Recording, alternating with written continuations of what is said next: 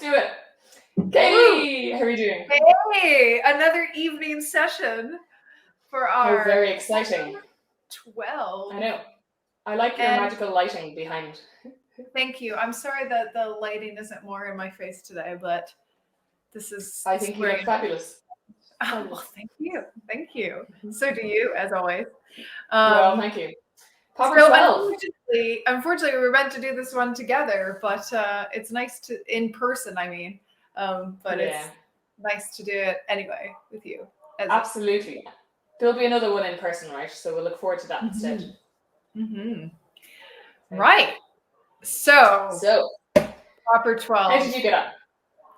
Well, I've had a little more time to look at this one several weeks ago, and then not so much time today or this week.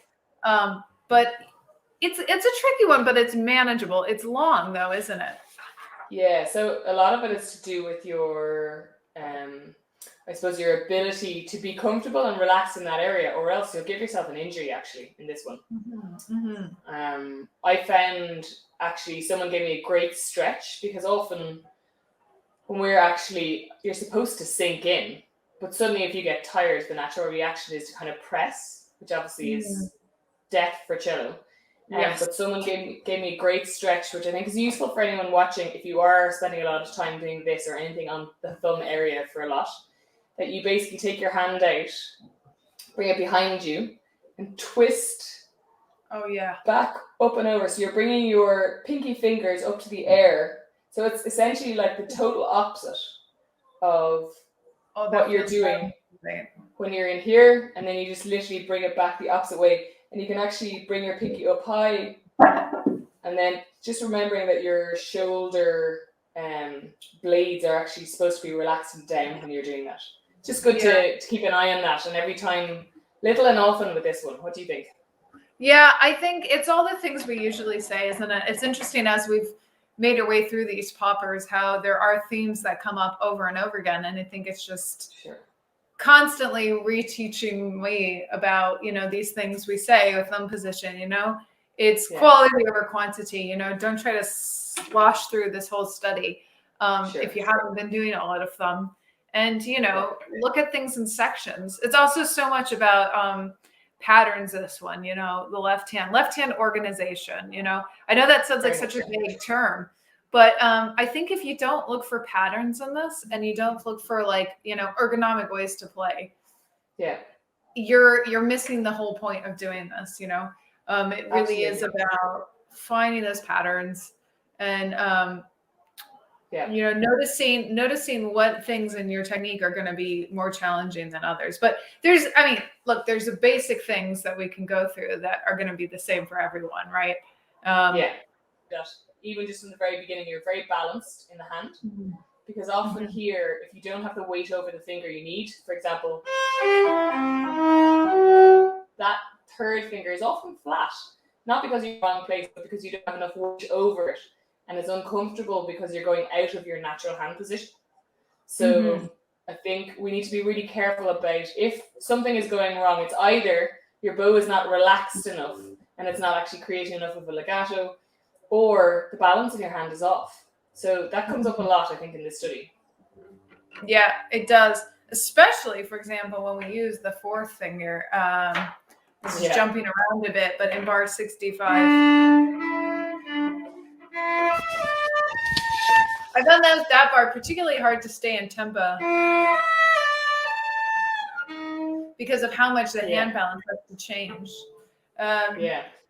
Even like you're saying there, bar 15, that's another similar place that your hand doesn't stay out of position so much like the bar you mentioned, but you do have to be prepared for that balance to actually have enough weight and for the bow not to panic while that's going on, so that is not a contributing factor to any sound deficiencies.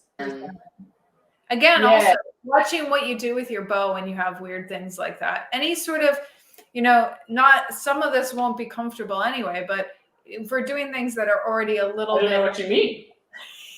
I know. I mean, this is just fun. Popper has to make us feel comfortable. I was that person today in the session break, quietly practicing my popper, and everyone, oh my gosh, it's just, I don't like being that person, but sometimes you have to be. And well, time is money, and I am always doing it, and people always laugh at me, and I go, yeah, I have time to do this right now, and that will save me having to do it. Or actually, sometimes I don't have time to do it later. So, do you know what's you funny? have to take your moments. There were these two old war horses in the cello section today who've been playing London sessions for decades and never did any popper in their entire lives. But the one thing they were thrown by, they were like, oh, wow, there's like fingerings on all the notes because, the course they're so used to sight reading. So that was quite interesting. But anyway, funny. I love it. my point in bringing this up is, it does feel like we've reached a point this year maybe where some of this stuff starts feeling a little more normal. And I realize that in light of other people's reactions, because, let's face it, not everyone's playing a popper a week. Yeah, that is all true. The time. I would definitely say that if you're going to be practicing in an orchestra rehearsal, if at all costs, keep it quiet and don't be doing it so you look like you're trying to show everyone you're doing it. So if you have to, keep it on the QT. Yeah, I was definitely doing some flautando, sul tasto action. Well, on this. Of course you were. But having said that, I think you need to really make sure in places where you're doing something that's a little unusual to take care of what you're doing with the bow. I know myself, especially if I have a little bit of apprehension about hitting one of those high notes, it's just kind of human nature to come away from it. So, we always have to remind ourselves and analyze that. If you know your tendencies like that, it's really going to save you time. So you can just say, right, now I'm going to probably tend to do this, so let me sort it out now. Yeah, I love that. And also, I think a huge amount of this is coordination. So you could, if you had unlimited amounts of time, do the bow and open strings from the very start. So that you really know exactly where you're changing and making sure that your change is really legato. So you don't have this karate chop moment, something that gives you extra string noise because you've actually hit another string the level it's being. Keep it as close as possible, and then that'll be even more legato. It'll really help the left hand, I think. Speaking of that, what was your solution for these accents in the first bar? Did you do those with the bow or with the left hand or a bit of both? I did try a bit of both. I think what I tried to do mostly was not put an accent on the first beat or the third beat. So often I think people do and then that defeats the whole purpose. So if you can actually just sing, then, I'm not really putting an accent on, doing a tiny bit of vibrato. And sometimes when I'm feeling a bit lazy, a bit of a bow one, but I did try and do it that way. But then, of course, when you come back to the big theme and the recap, you want to go, so it's quite funny. I know. Trying to restrain yourself. Yeah. What about you? Well, I think I'm doing more of a bow accent, but I think the thing with this is it's always the balance. And I've said this before in other studies, but it's one thing to just play the notes on the page with like the slurs. And it's quite another thing to do the dynamics and the articulations in these studies, I never mind playing in tune and everything else with the nice sound, but I think that he's really clever to put the accent. I completely agree with your point of he doesn't want too much emphasis on the downbeat. But also I think it's about like balancing the control that we need to make this really clean with doing what's written in the music, because you can very easily go and it'll be totally out of control and you will lose yourself. So I definitely think less is more here. What do you think? Yeah, I think so. Although I would say I often tell my students to practice things slowly and to really exaggerate aspects like that. Not that you want to exaggerate how much bow you're using or anything, but like really play the accent, because when you speed things up, they'll tend to be less exaggerated. But you have to do that in the right way. Like you can't completely change what you're going to do with the bow. Yeah, and that's the thing, that when people are practicing slowly, it's important to remember that try it at the fast tempo, obviously ignoring the fact that it won't be ready just now, but seeing what your actual technique will be there and then slowing down that technique. Don't change technique, because then it's a waste of time and practice, because it will help you when you speed up. So it's always, have a goal in mind and stick to it. Yeah, totally. And I think it's hard, it's really hard sometimes if you've never had that experience, but sometimes it is sort of a learning process. But anyway, moving on, because we're on a time schedule today. Yes, we are. What about the shifts? There's a lot going on with the shifts in this, aren't there? Because there's quite a lot of thumb shifting, which we've spoken about before, where you want to have enough release that feels like how you'd shift on your first finger. You need to make sure that the thumb becomes more of a digit. Yeah. Is that even a thing? Yeah. Where are you thinking of? Tell me, when were you thinking about? Just the ones that are on the beats, like in bar 4, for example? So even somewhere like they're kind of all over the place. I suppose particularly at bar 23, that was one where I kind of suddenly went. So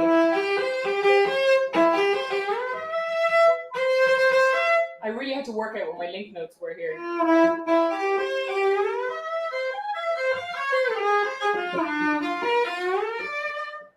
Making sure, and the lighter I did it, I didn't demonstrate very well there, but the lighter I do the shift, the more graceful that whole section is. That's a really challenging area for tuning, actually. Because you're going through so many harmonies, it's quite dense. It's such a cool part, though. I do love the harmonies in this one. Me too. It's very satisfying, that and both the section at the end when it kind of goes to, what is it, bar 662, the A flat major. Yeah. That's great. And it's the same principles with your shifts. Exactly. And that's kind of like Popper 2, where you're actually learning how to do those type of shifts. Yeah. Do you remember Popper 2 was all about the shifting and feeling all the legatos? So it's interesting when those early poppers teach you something that you can use later when you're actually in the midst of madness. It's slightly different. It's slightly so it's real progression. I mean, not that his studies are progressively more difficult, but I like when that sometimes happens. You can employ those techniques again. Yeah, and sure, that Baron-Reiter manual talks about that a lot. Like, this study is very much like this, but expanding on this technique and stuff. Sure. So I think for me, I would definitely make sure that I take out every single shift. So bar 7. So I did a link note. That kind of idea, so that you really have your weight up and over on that third finger. That's quite, because it's the first time something like that happens. You do need to think about that. The previous shifts, even in 5 and 6. So this one here,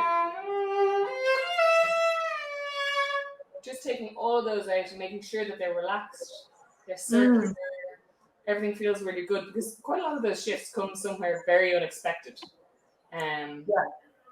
or go backwards in direction all of a sudden when you've just been going forward. It's one of those. So the opposite direction shifty thing is big in this study.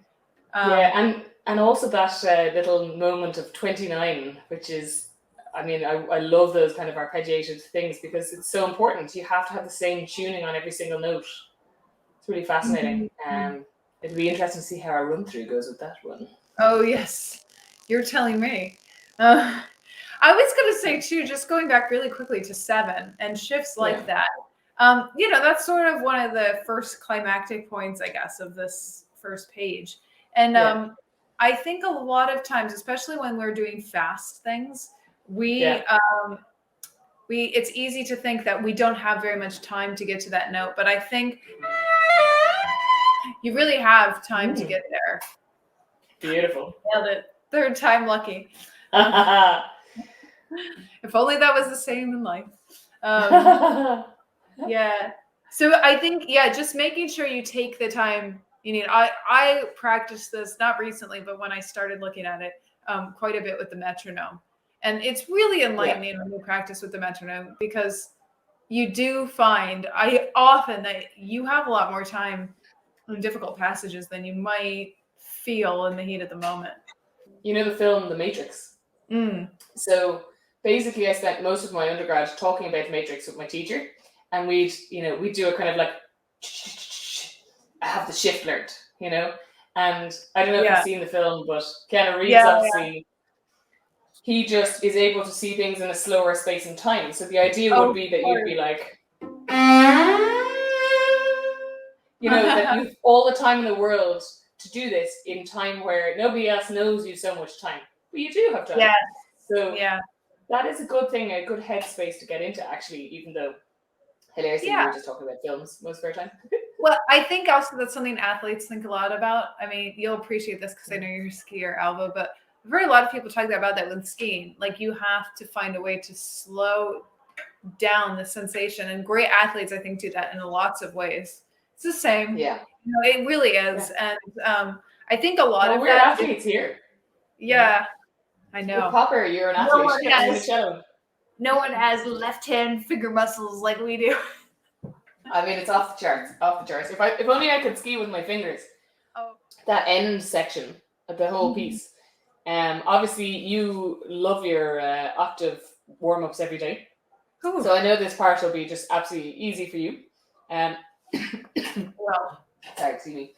So I suppose in a way, the big challenge for me was sound production at the very end, from 71 to 74, where as you go up the cello, you still want it to be big but not strangled sounding. So you really have to relax much more at the bow than you usually would have to. Yeah, I think we've talked about that in some other ones where you can't, obviously we're going to be playing near the bridge for this because it's so high up. But it's quite a lot. And it's the very end, so we're already exhausted. I actually think those octaves he's got in the last penultimate bar, I guess, they're incredibly difficult. First of all, because we start up here. I mean, this, for people who haven't played thumb position up here, there is so much more resistance, so much more strength is required. And it's kind of really evil of him to have you start at a top octave and coming down, because you'd probably have better luck the other way around. I think if you can nail those octave shifts at the end of this, then you can probably octaves anywhere and anything. Absolutely, because the whole point is, I think what he's doing very cleverly is, after 4 pages of playing in thumb position, suddenly he's giving you twice the amount of resistance. I mean, it's really quite nasty. I mean, I'm glad he only did 1 bar, because if we know Popper, he could have given us 5 bars of them. Actually, this is interesting. I was talking about this with somebody today. The fact that, Popper played on gut strings. So you think about that and the resistance. I mean, first of all, props to him for playing things this accurately, because gut strings had all sorts of have all sorts of unique challenges, but the resistance actually would have been much less. Of course. Isn't that interesting? Yeah. Yeah. So we have to feel the release as much as we can, just making sure that as we shift back that we do feel tension releases everywhere in the cello. But if you don't release as you go down the same way you would on the way up, then you will literally have hand cramp. I mean, that stretch is not going to help you if you don't. But it's really interesting to think about, because we think about performance practice and all sorts of repertoire. And I have to say, I don't think people usually apply that to studies. But of course we should, I mean, we've talked about that a little bit, I think, with tasteful shifts and things like that. But and the fact that I never do them. Oh, of course you do. But I mean, I don't like a tasteful shift. Well, we've discussed. Don't tell my students that. I love your shifts, Ailbhe. I think they're right back at you, Katie. Right back at you. But I think, just again, thinking about what kind of fortissimo would he be creating on a cello with gut strings playing up here? Exactly. It would not be a modern sound, it would probably be a lot more mellow and a lot rounder. So I'm going to go for that then. Now that you've told me this very valuable information, that is going to be my fortissimo sound. So therefore there's way less pressure on me to produce such a giant sound. I love it. Yeah. I like it. But hey, if you want to go for a 21st century challenge, anyone who's watching or is attempting this study, Absolutely. Feel free, because I think, there's advantages to both. And I think I'm learning more and more that you can really make these studies be what you need them to be for you, Absolutely. And your focus. So I guess with the left-hand stuff, I mean, we've kind of touched on a lot, or the thumb position stuff, I guess. We've touched on a lot of it, but I think, again, you and I both have different strategies for, organizing the way the left hand works up here. But I think definitely having some approach where you know where your half steps and whole steps are, and you're practicing those double stops when they come, the broken chords and where they are really essential, especially in the passages where the tuning is quite difficult because of the moving key area. Yeah. No, I think that's a great idea. And then for that bar 60, 65, I think it's very important to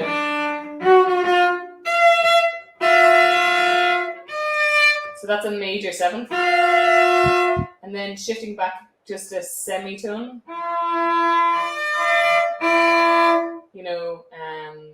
Really thinking about those major 7s, minor 7s, how big or small. So it's really one big interval in the left hand, whereas ironically, and then small, small, small, but you still have to work out what your shifting pattern is as well. So it's twofold a lot. The actual decisions you have to make. What am I shifting? And also, what is this pattern? So they don't always coincide, unfortunately. That would make life very easy, but you kind of have to do twice the work in those passages. Which is very interesting. I think the moral of the story there is don't give up when things are hard, because usually they're hard because there are many complicated issues, like you're mentioning, involved. I mean, we haven't even talked about the bow and those bars, but I think, you think about the difference in octave you're playing just over one beat, and we can't be moving the bow around all the time. Sound consistency would just be all over the place. But, finding a place in the bow in terms of where it is in relation to the fingerboard or bridge, that's a really big challenge too, and and actually I've been talking a lot about this with my students at the moment, that when you're on the D string and you're going to the A string, you do have to actually adapt your angle as you go. You can't just keep the same angle because the sound suffers, of course. But quite often people don't think about that from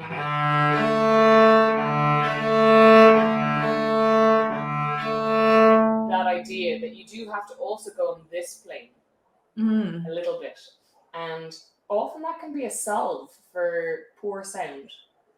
So I would definitely break down a bar like that into 100% just play separate bows. Try a bow and open string first. Sorry. So try that. Try your intervals and shifting just the 2 first notes of each beat. Break down any way you can. Then just the 3rd and 4th semiquaver of each beat. And baby steps and you'll get there. I think just along your point of talking about the bow too, just one more thing to mention specific to this study is these passages like, for example, 44, when it happens the first time as well. Yeah, obviously we're doing the lever or the coming down with the wrist here, right, for these. So you can't really see my arm, but of course. Excellent. I think that's it's a lot of what we wanted to cover for this one, right? I think it is. I think we should go for it. Go for it. What do you say? I think so. I'm going to do a dramatic page turn in the middle, so I will keep going, just in case.